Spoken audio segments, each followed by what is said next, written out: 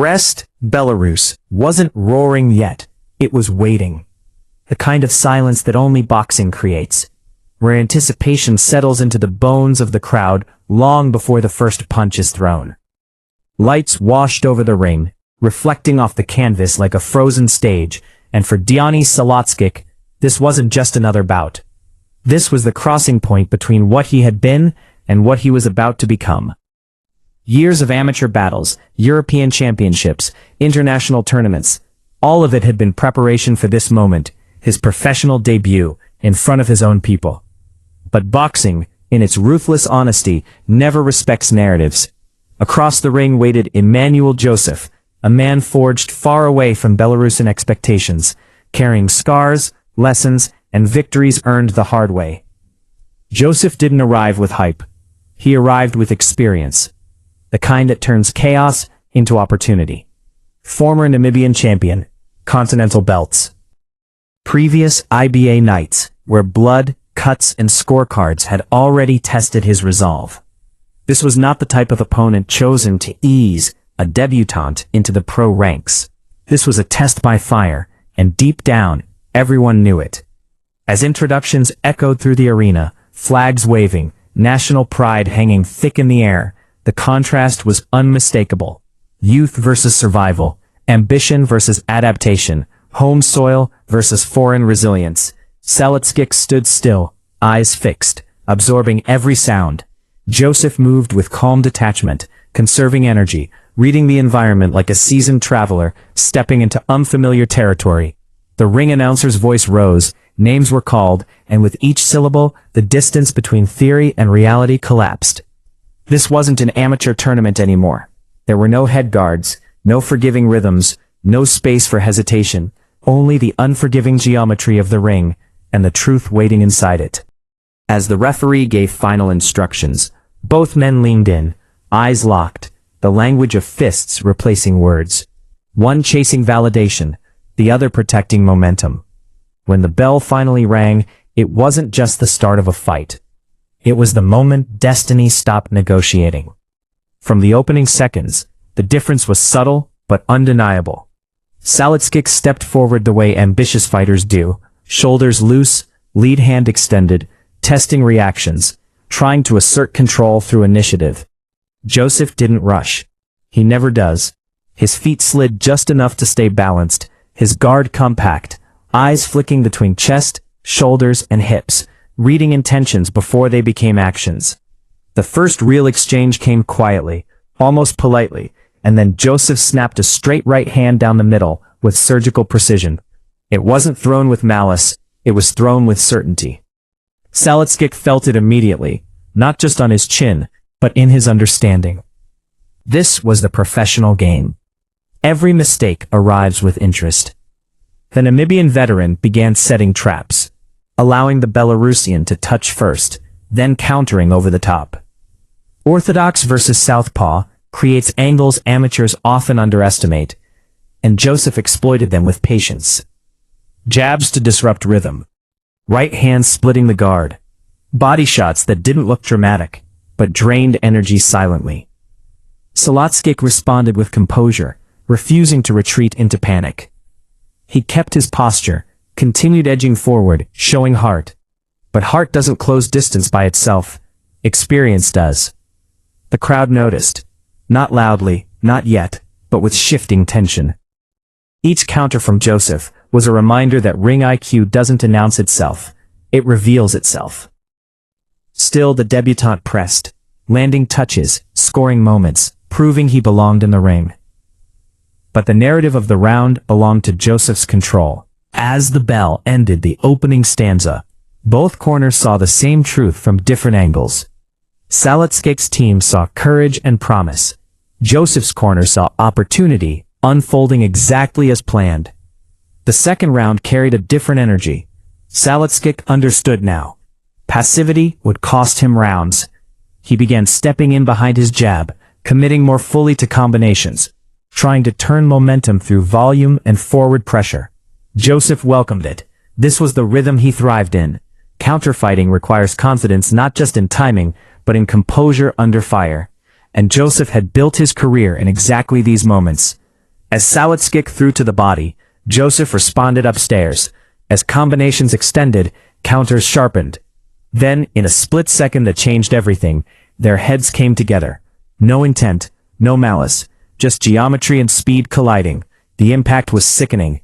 Immediately, concern rippled through the arena. Blood appeared near Salotskikh's eye, and the referee wasted no time calling a halt. Doctors rushed in, fighters separated. The flow shattered. Boxing's cruel randomness had entered the ring. Cuts near the eye are never minor. They threaten vision, balance, safety, careers. For a moment it looked finished. The doctor's body language suggested finality. The crowd murmured uneasily. Salotskikh stood still, breathing hard, adrenaline mixing with shock.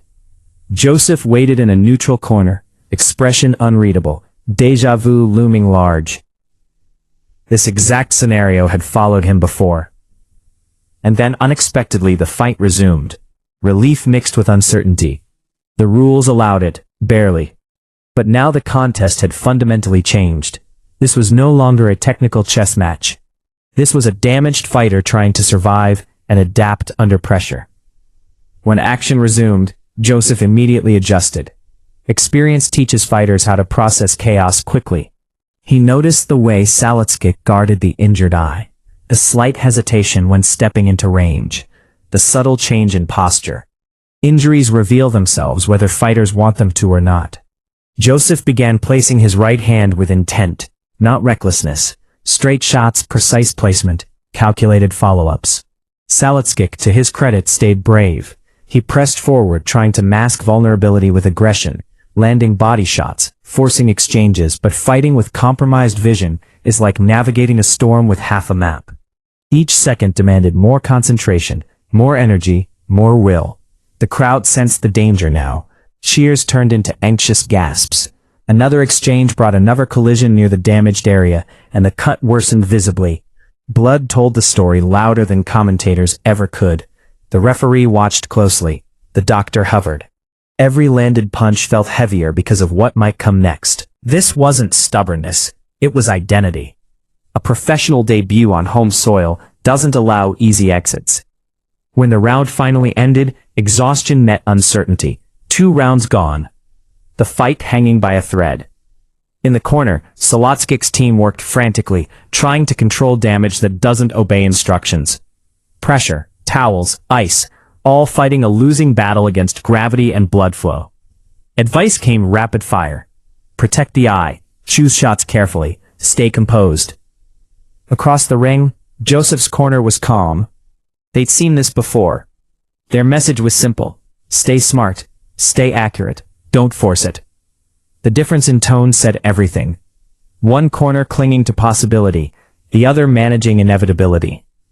When the bell rang again, the third round felt heavier than the first 2 combined. This was the round that would decide how the fight would be remembered. Salotskikh opened the third with urgency, driving a straight left to the body, trying to reclaim initiative. For brief moments, exchanges heated up, combinations flew, the crowd rose. Josef answered with clean counters, never overcommitting, always balanced. A double right hand found its mark, followed by a hook that pushed Salotskikh back. Another clash, another grimace. The cut worsened again. At this point, bravery blurred into risk. The referees stepped in once more. The doctor inspected the damage, face tightening. This was no longer sustainable. The injury had opened dangerously. The optics were bad. The risk undeniable. Boxing demands courage, but it demands responsibility more. The signal came. The fight was over. The stoppage created confusion, for the crowd, for the fighters, even momentarily for the officials. Was it final? Was it temporary? The reality settled slowly. Because enough rounds had elapsed, scorecards came into play. Accidental clash of heads. Technical decision pending. Salotskikh stood disappointed, disbelief etched across his face. Josef waited again, quietly, understanding how these moments play out. The brutality of boxing isn't always in punches. Sometimes it's in paperwork. When the announcement finally came, it confirmed what the fight itself had suggested. Technical decision victory for Immanuel Josef. Not celebration, Acknowledgement. Another night survived, another road contest navigated, another opponent left battered by circumstance as much as by fists. Josef's right hand had been the difference, his experience the separator. For Salotskikh, the result felt hollow. This was not how a debut is supposed to unfold. As the ring cleared, the images lingered. Bloodied determination, controlled precision, the thin line between opportunity and disaster. Salotskikh didn't lose belief. Professional boxing had introduced itself without mercy.